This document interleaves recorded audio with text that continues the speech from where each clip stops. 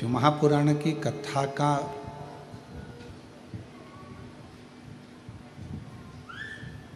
मतलब केवल यही है कि हम शिव को अपने भीतर उतार रहे हैं, हम भगवान शंकर को अपने भीतर लेकर जा रहे हैं। बस जैसे मित्रता और परिवार को, दोनों संबंधों को निभाने के लिए प्रेम का होना बहुत ज़रूरी है, स्नेह का होना बहुत ज़रूरी है, प्यार का होना बहुत ज़रूरी है।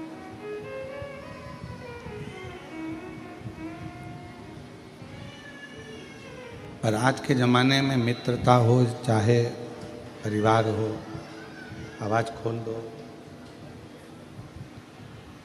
मित्रता हो चाहे परिवार हो, प्रेम से ज़्यादा स्वार्थ उन रिश्तों में आ गया है।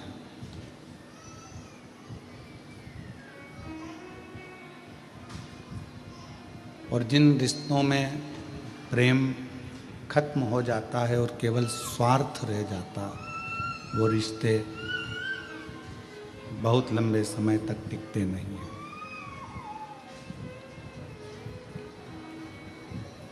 फिर इन रिश्तों की कोई मूलता, उन रिश्तों का कोई महत्व, इन रिश्तों का कोई मतलब नहीं रहता।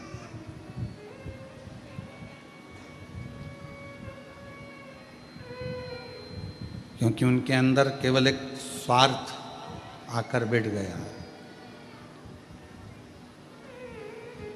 प्रेम खत्म हो गया। तो मित्रता हो, रिश्ते हों, चाहे परमात्मा की अविरल भक्ति हो, इनमें स्वार्थ नहीं होना चाहिए, ये स्वार्थ से दूर हो।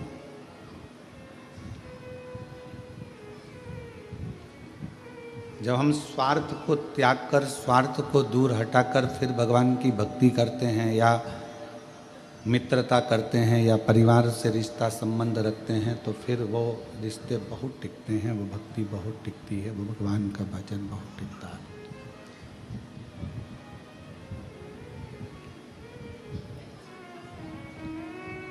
माँ जगत जननी जगदम्बा अम्बा पार्वती जी ने जितना भी तप करा, साधना करी, उपासना करी, भजन किया, कीर्तन किया, उसमें स्वार्थ माँ पार्वती जी का नहीं था। स्वार्थ के लिए नहीं करा, शिव को पाना, भगवान शंकर, ये चालू कर दो बाबा, भगवान शिव को प्राप्त करना, भगवान शंकर को प्राप्त करना, शिव को अपना बना लेना और अपन शिव के हो जाना, ये पार्वती जी का मूल था। उसमें स्वार्थ नहीं था, केवल शिव के हो जाना और शिव को अपना बना लेना।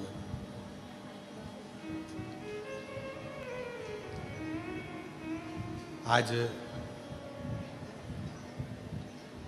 रिश्ते क्यों खत्म हो रहे हैं? क्योंकि उसमें प्रेम खत्म हो गया, स्वार्थ रह गया। मित्रता क्यों खत्म हो रही है? मित्रता में प्रेम खत्म हो गया, केवल स्वार्थ रह गया।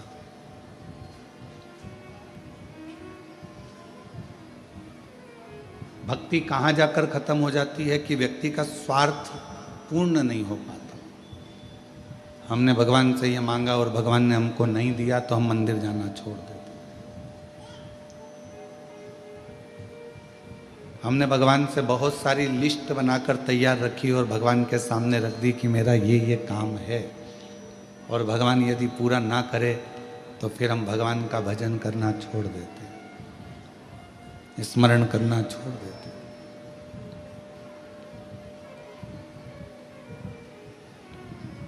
पर कभी विचार करो, अपनी एप्लीकेशन लगाकर रख दो, स्वीकार होगा तो ठीक है और स्वीकार नहीं होगा तो ठीक है। अपन ने तो अपनी एप्लीकेशन लगाई, अपन ने तो अपनी एप्लीकेशन सामने रख दी है, टेबल पर पहुंच गई है। अब उसको वो स्वीकार करेंगे नहीं करेंगे ये उनके ऊपर निर्भर करता है। तेरे मंदिर में आना मेरा काम है और मेरी बिगड़ी बनाना तेरा काम। हम परमात्मा के मंदिर तक पहुंच गए, हम भगवान के दरवाजे तक पहुंच गए, हम भगवान की चौखट तक पहुंच गए। फिर वो दर्शन दिखाए ना दिखाए, स्वीकार करे ना करे, अपनाए ना अपनाए, ये उसकी मर्जी है। कहाँ बैठकर कथा सुन रहे हो? कुबेरेश्वर बाबा की गोद में, अपने पिता की गोद के अंदर बैठकर आप कथा कर भगवान शंकर की कथा को सुन रहे हो।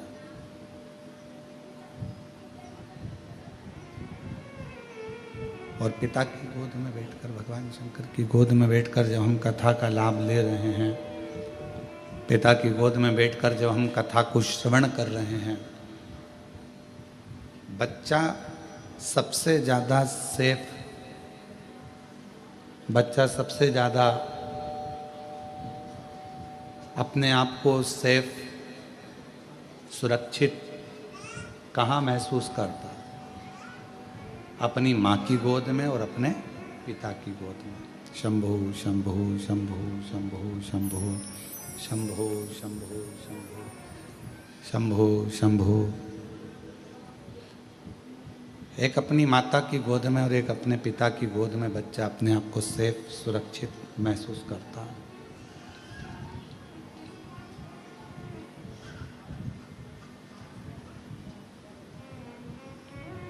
बाकी का कोई भी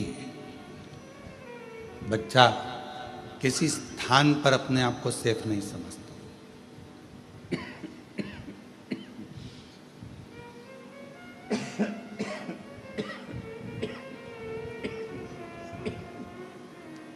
गला बहुत पकड़ रहा है, माइक आवाज़ ठीक नहीं, आपको सुनने में कैसा लग रहा है? आप भी तो जानो कि सुनाई सही दे रहा है, अच्छा लग रहा है, ये आपको मालूम होना चाहिए।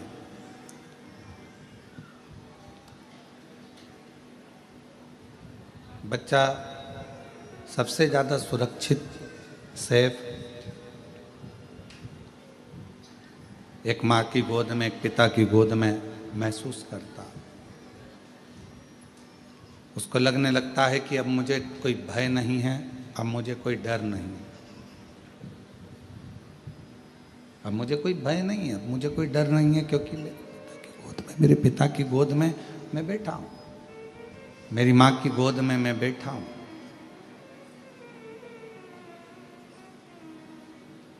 अब मुझे कोई टेंशन नहीं है, अब मुझे कोई चिंता नहीं है, अब मुझे कोई परेशानी नहीं है। तब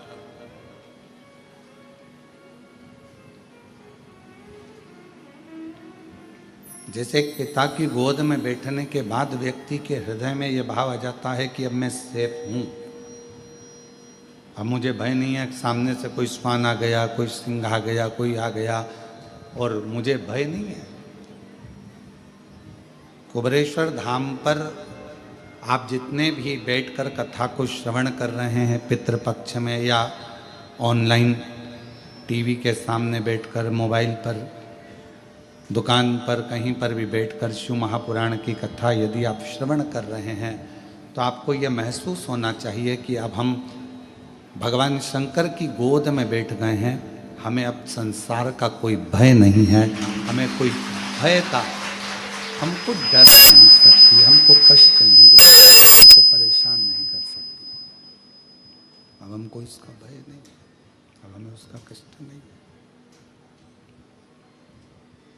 हमारे भीतर का भय, हमारे भीतर का जो दुख है, तकलीफ है, सब समाप्त हो, वो सब भय समाप्त हो।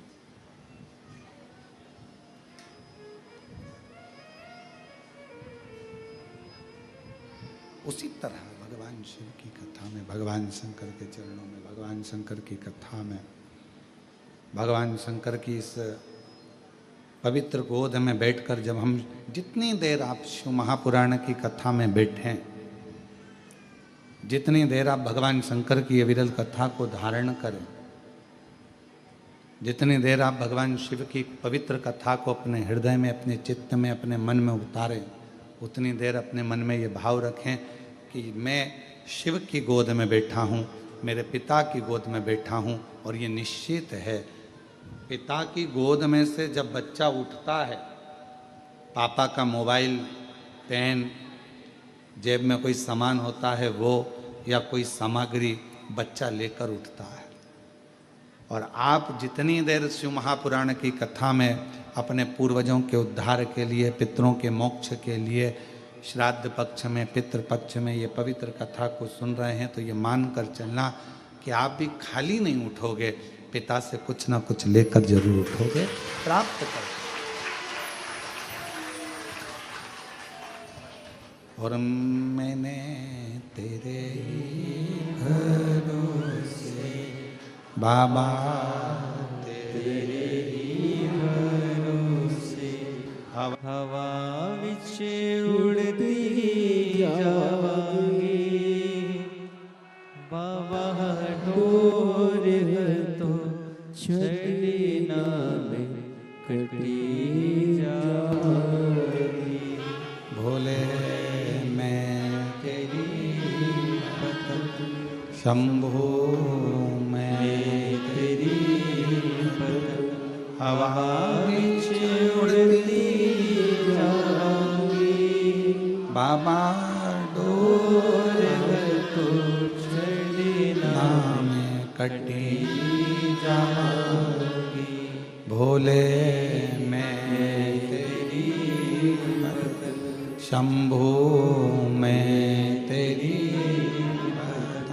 हवा विच उड़ती